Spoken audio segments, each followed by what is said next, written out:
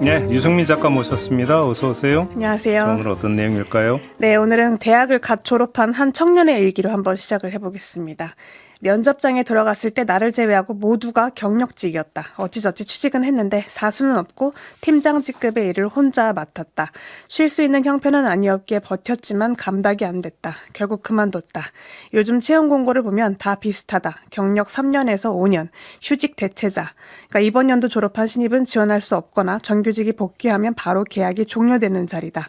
그나마 신입 지원이 가능한 공고를 보면 전공 무관이라고 적혀 있는데 어떤 업무를 할지 모르는 일자리다.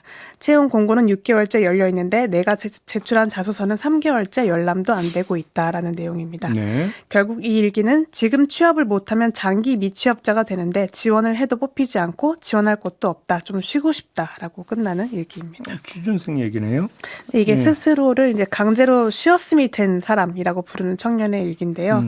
지금 연초인데 이제 온라인에 쉬었음 청년 탈출을 새해 목표로 삼았다는 글들이 많이 올라오고 있습니다. 동시에 또 왜 탈출에 실패를 하는지 요즘 구직시장에서 어떤 장벽에 좀 부딪히고 있는지를 적어놓은 글도 많은데 흔히 말하는 쉬었음이라는 게 이제 건강 문제나 학업, 육아 같은 이유로 그러니까 뚜렷한 사유가 없이 경제활동을 하지 않고 쉬고 있는 상태를 의미를 하는데 일할 능력은 있지만 조사기간 동안 구직활동을 하지 않기 때문에 사실상 통계로는 비경제활동 인구로 분류가 되고 있죠. 다만 실업자와는 달리 구직활동을 적극적으로 하지 않기 때문에 노동시장에서 벌어질 우려가 큰 집단이기도 합니다. 근데 일각의 시선에는 구직자의 의지 박약을 문제 삼는 시선도 있지 않습니까? 네, 오랫동안 사실 우리가 말해왔던 게 눈을 낮추면 일자리는 있다. 힘들어도 버텨라라는 그런 얘기였는데요. 이번 숫자를 보면 좀 이야기가 달라질 수가 있습니다. 지난해 같은 경우는 2030 세대 쉬었음 인구가 71만 7천 명이었는데 이게 역대 최대 규모라는 이야기가 있었죠. 그런데 게으르다거나 뭐 의지가 없어서 일을 안 한다라고 하기에는 설명이 안 되는 숫자라는 평도 있었습니다. 이런 가운데 어제 한국은행이 쉬었음 청년층의 특징과 평가 보고서라는 걸 내놨는데 이 청년층이 눈높이가 높아서 취업을 거부한다는 통념을 좀 뒤집는 결과였습니다. 눈여겨볼 점이 세 가지가 있었는데 첫 번째가 쉬었음 청년의 60%가 전문대 졸업 이하였고요. 두 번째가 평균 유보임금이 약 3,200만 원 정도였습니다. 최저임금 수준이고 세 번째가 원하는 기업의 유형도 중소기업이 가장 많았다라는 건데요.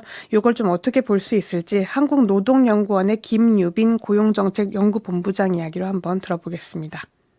일할 의지가 있다라는 걸 당연히 시사를 하는 거고요. 다만 이제 일반적인 중소기업 아무데나 가고 싶다는 걸 의미하는 건 아닐 거거든요. 그거보다 더 중요한 거는 자기가 원하는 직종이라든지 업종 같은 것들이 매칭이 돼야 가는 거잖아요. 그 유보임금이라는 거는 어느 정도 내가 일할 의지는 있지만 거기에 맞는 적합한 일자리를 찾지는 못하겠어. 이런 의미인 거죠. 그러니까 흔히 말하는 노동시장에 있어서 미스매치가 지금 극대화돼 있다. 이걸 시사하는 것 같아요.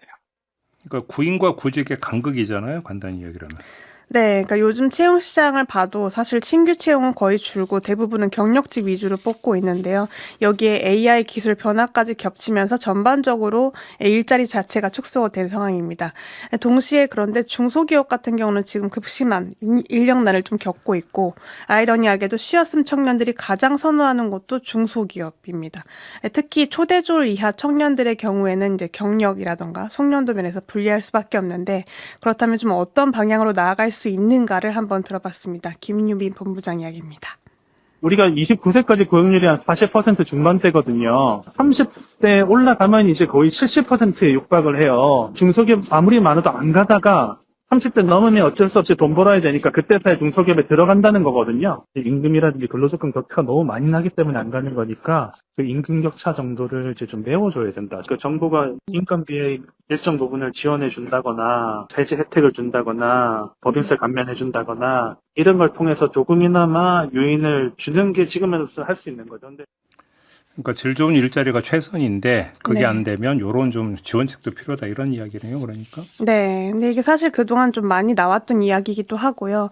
사실 우리가 지금 시점에서 되짚어야 할 거는 뭐 왜 청년들은 일을 안 하냐라고 물어왔지만 이번엔 반대로 좀 청년들이 갈 수 있는 일자리, 지금 현재 마주하고 있는 일자리는 어떤 곳인가를 조금 더 들여다봐야 하고 특히 이번 보고서에서 주목할 만한 점이 이 쉬었음 청년 가운데 아예 일자리를 원하지 않는다라고 응답을 한 청년이 45만 명이었다. 많아졌다는 겁니다. 그러니까 6년 사이에 16만 명이 늘어났다라는 건데 이렇게 미취업 기간이 길어질수록 노동시장으로 돌아오기 어려운 상태에 머물 확률도 커지고 그렇죠. 장기적으로는 이제 쉬었음 인구가 노동시장을 영원히 이탈할 수 있다라는 가능성도 제기가 되고 있습니다. 그러니까 앞으로는 좀 전문대졸 이하 맞춤형 유인책이 필요하고 그들을 다시 노동시장으로 끌어들일 수 있는 그런 대책도 필요하다라는 얘기가 나오고 있는 거죠. 쉬고 싶은 청년이 얼마나 되겠어요. 그러니까 그게 걱정이 돼가지고 졸업도 유보하고 네. 그렇죠.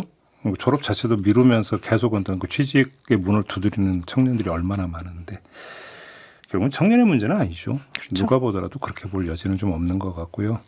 8698님, 제가 다니는 회사는 80%가 외국인 노동자입니다. 일자리가 없는 게 아니라 좋은 일자리가 없는 거지요. 라는 말씀을 주셨는데 그렇죠. 좋은 일자리가 많이 적죠. 그래서 그럼 좋게 만드는 좀 인위적인 정책을 좀 강구를 해야 된다. 이 이야기로 좀 결론 내려야 될 것 같습니다. 수고하셨어요. 네, 유승민 작가였습니다. 맞습니다.